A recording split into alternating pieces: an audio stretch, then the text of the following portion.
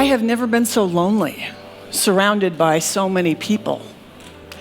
That's what my mother said to me a couple of years ago, referring to her paid caregivers. I felt pretty helpless.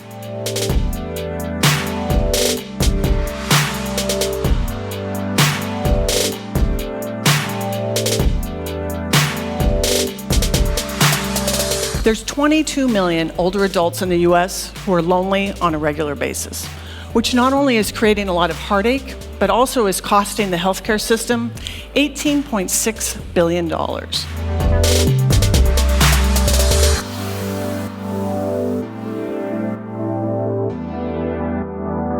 We need to act now, because the number of lonely seniors is only going to explode as older adults in the United States mushrooms to 72 million by 2030.